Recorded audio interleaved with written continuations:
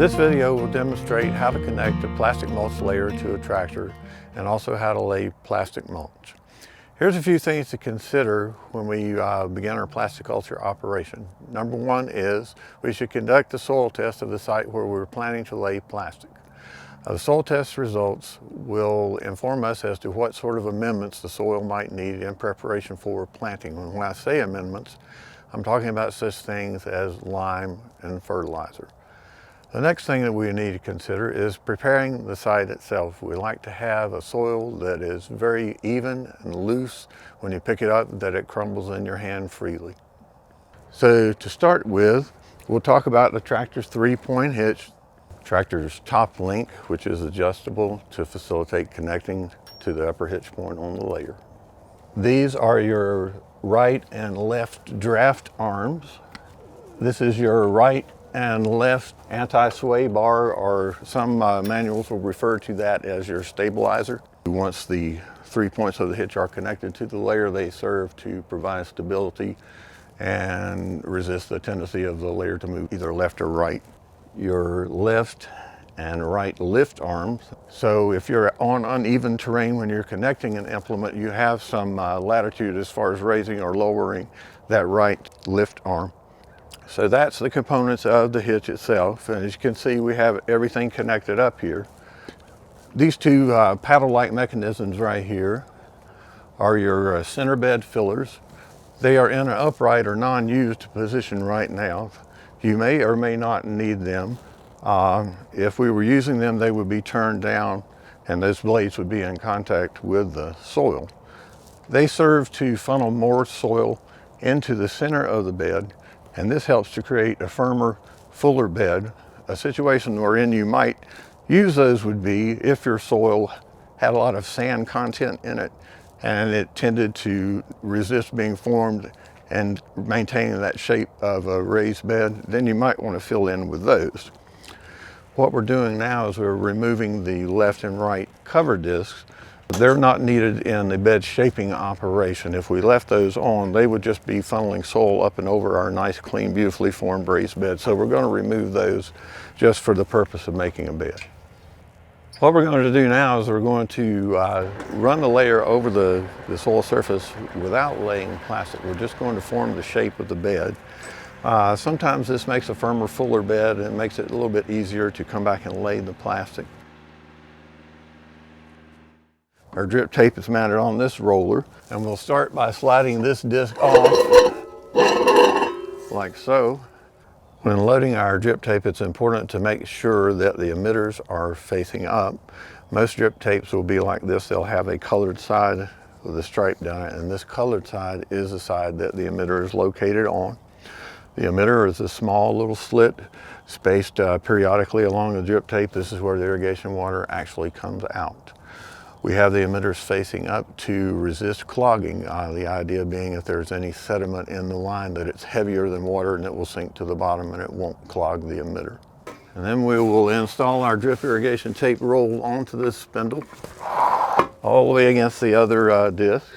And then we will replace this disc onto the spindle. Snug enough to keep it from moving too much, but not so tight as it won't unroll as we're going down the row. And then we tighten this back up like so. Then the drip tape itself is threaded down through this guide and into this tube, and then down into the drip tape guide. Continue to thread the tape down through this receptacle until it comes out the bottom where our helper will be waiting to grab that drip tape and pull it on out. First thing I would like to make you aware of is that this is a step that you should take your time when you're doing it, because if you make a mistake, then you might have to pull out the entire row of plastic and you're wasting material and you're wasting money there. So relax, take your time with this step. It's very important to do that. This is a 4-foot roll of black plastic here. This particular plastic is a 1 mil thickness, equivalent to 1/1000th of 1 inch. So this is very thin material. Plastic will vary in thickness up to 2 mil. This 1 mil material is standard for most vegetable type production. Moving back this way, these are our rollers which support the roll of plastic itself, this particular machine will accommodate either a 3-foot wide or a 4-foot wide roll of plastic. It's set for a 4-foot roll right now. How to accommodate a 3-foot roll, you would move these paddles, which are on either side, in closer, and they would fit snugly around your 3-foot roll of plastic. It's important to make sure that your plastic layer will accommodate the size plastic that you want to use.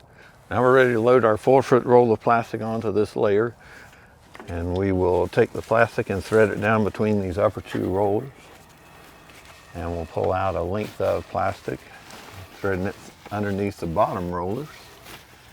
And it's important that the plastic unroll from the forward side of the roll versus coming out from underneath the roll.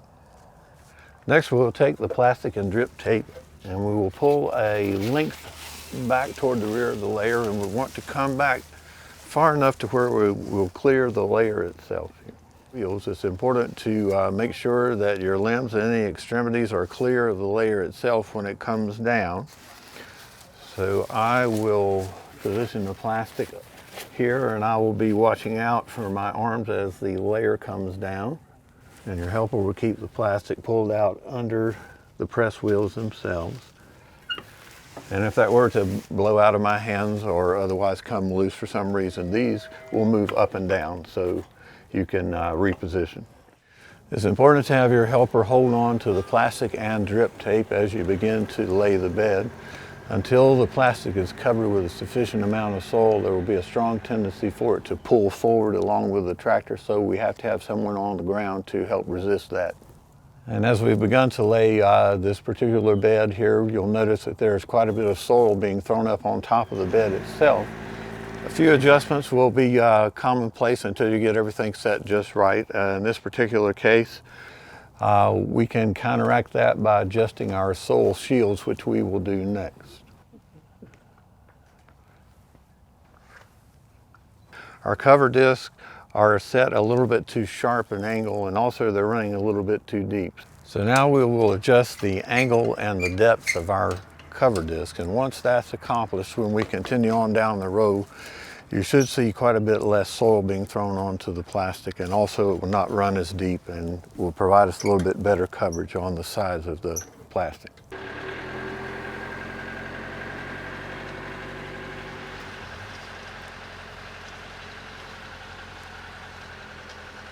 So once we reach the end of our row, we'll pull a little bit more plastic and drip tape out that we might need, and then cut that off. And what that will accomplish when it's time to lay our header line to connect our drip system up, it will make it a little bit easier if you have some extra tape and plastic to work with, like that.